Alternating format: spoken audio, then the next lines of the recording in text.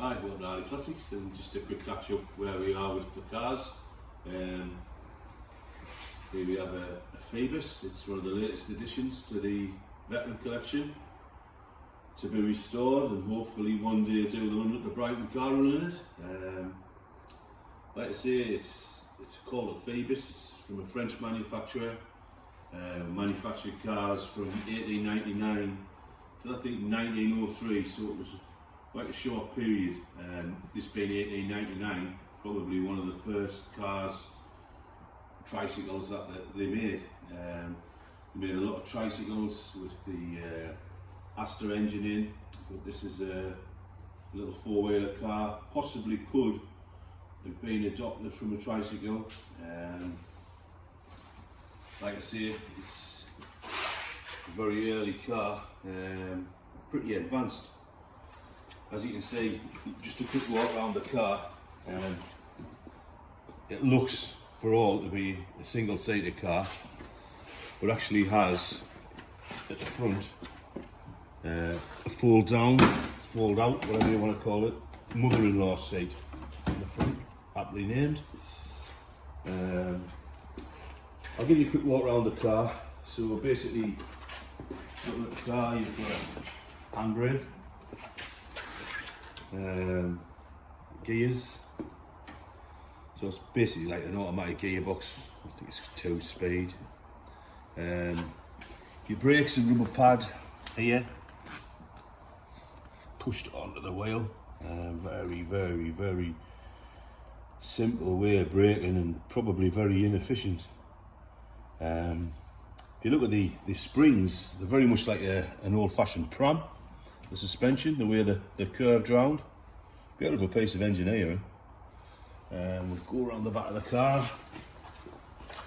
Again, it needs some recommissioning and some work. There's a couple of bits and pieces that are missing. 2.25 horsepower, air-cooled, the Dion Button engine, which was the Dion Button was one of probably the largest engine manufacturers in the world at the time, making these sort of little engines that went in tricycles, cars, anything really. It's a 4-stroke engine. Push rods are on the outside. It's got an atmospheric valve for the inlet. Like I say, there's various pieces missing because the car came from a deceased estate, and I think the thieves might have been in stealing bits of brass off it and lights and stuff. At one stage, the car was actually fitted with a water-cooled cylinder head, an electric starter mechanism. We found this out by looking at older auction catalogues. Obviously, in this guy's ownership, he's converted it back to probably the original air-cooled head and handle start, which will go through the wheel. We're going to keep the air-cooled head, but we're going to put an electric starter on it just for ease. Not that it will be hard to start, it's just, you know, it's just for ease really. Looking at the plate here, car did the run in 2017. I would think that's the last time it's done the run.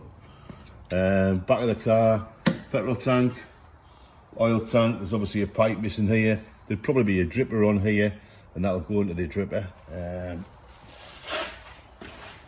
Over around this side, steering wheel, horn, controls on here. You'll have your advanced retard, probably a hand throttle on there as well. There's a foot throttle down there. Like I say, there's a few bits missing. It would have had opera style lamps, which have obviously gone the journey, but we'll source those and replace them. The intention is to strip the whole car down. Well, first of all, get it running as it is, try it, make sure everything works, strip the whole car down to the bare bones, coach paint it, and just put it back together, reupholstered. I think originally it had a green cord type upholstery, but I don't like the vinyl. I think I'll put it back in a button type vinyl. Leather, sorry, something like what's over there on the George Richards. I think it'll suit the car a little bit more, and we'll just have to see.